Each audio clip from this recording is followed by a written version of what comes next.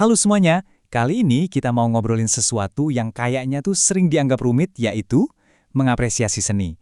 Tapi tenang, ini bukan kayak pelajaran sejarah yang kaku loh. Anggap aja ini panduan praktis buat ngelatih mata kita, biar bisa melihat lebih dari sekedar gambar yang nempel di dinding.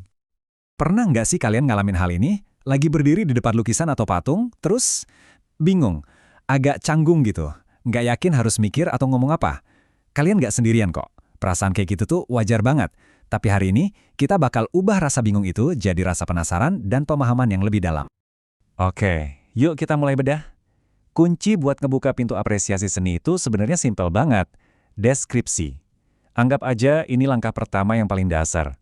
Jadi ini tuh soal benar-benar ngeliat dan ngejelasin elemen-elemen visualnya buat ngebongkar makna dan pesan yang pengen disampaikan sama senimannya. Ini fondasinya banget. Nah, perjalanan kita hari ini ada 4 perhentian.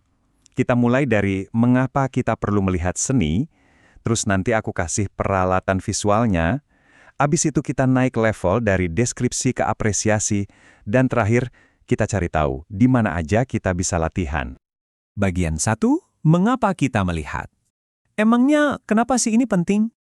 Tentu, tujuannya tuh lebih dari sekedar bikin daftar. Setiap poin di sini, pemahaman, konteks, apresiasi, semuanya ngarah ke satu hal. Mengubah kita dari penonton pasif jadi pengamat yang aktif. Bedanya tuh kayak gini, bukan cuma bilang, oh lukisan bunga, tapi kita jadi paham kenapa senimannya milih warna merah yang nyala banget itu, dan gimana sapuan kuasnya yang kelihatan kasar justru bisa nimbulin emosi yang kuat. Lanjut ke bagian kedua, dan ini nih intinya. Perangkat visual Anda. Anggap aja ini toolkit atau alat-alat yang bisa kalian pakai buat ngebongkar karya seni apapun. Ini dia, daftar periksa 5 poin yang gampang banget diingat. Elemen visual, teknik dan media, komposisi, subjek dan tema, sama konteks dan gaya. 5 hal ini bakal jadi kerangka berpikir kalian. Jadi, pas lagi di depan sebuah karya, coba deh ingat-ingat 5 poin ini. Dijamin kalian bakal ngelihat karya itu dengan cara yang beda. Yuk, kita bedah poin pertama, elemen visual. Anggap aja ini tuh kayak alfabetnya seni. Setiap elemen ini adalah pilihan yang disengaja. Garis lurus yang tegas bisa kerasa kaku atau kuat. Sementara garis lengkung yang ngalir bisa kerasa lebih organik, lebih lembut. Atau soal warna. Warna-warna hangat tuh kayak ngajak kita masuk. Sementara warna dingin bisa bikin ada jarak emosional.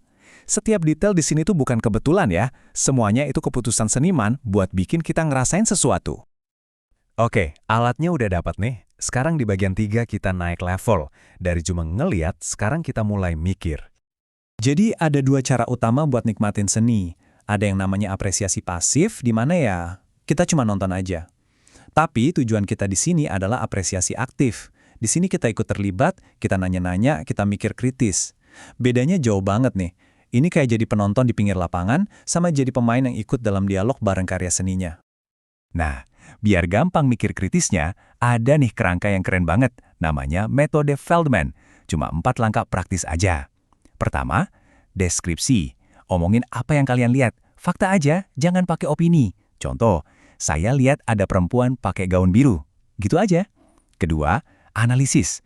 Gimana elemen-elemennya diatur? Warna biru gaunnya jadi pusat perhatian karena kontras banget sama latar yang gelap. Ketiga, interpretasi. Nah, di sini baru dia boleh beropini. Apa artinya ini? Mungkin ini simbol kesepian. Dan terakhir, penilaian. Menurut kalian, karya ini berhasil nggak? Proses ini ngubah pengamatan yang acak jadi sebuah evaluasi yang dalam dan personal banget. Jadi, alatnya udah ada, kerangkanya juga udah. Di bagian terakhir ini, pertanyaannya adalah, di mana kita bisa latihan? Dan ini bagian terbaiknya, kalian nggak perlu tiket mahal buat latihan. Jelas, ada museum dan galeri, tapi seni yang sesungguhnya itu ada di mana-mana loh. Coba deh perhatiin mural yang kalian lewatin tiap hari pas kerja, patung di taman, bahkan grafiti di gang-gang kecil. Dunia maya kayak Instagram itu udah kayak galeri tanpa batas di kantong kita. Kesempatan buat ngelatih mata kita tuh ada di sekitar kita, sekarang juga. Jadi, setelah ngobrolin semua ini, aku mau tinggalin kalian dengan satu pertanyaan. Bukan lagi, kalian bakal pakai nggak skill ini, tapi karya seni mana yang bakal kalian lihat dengan cara yang benar-benar baru setelah ini? Coba deh keluar sana, temukan dan lihat dengan mata yang benar-benar terbuka.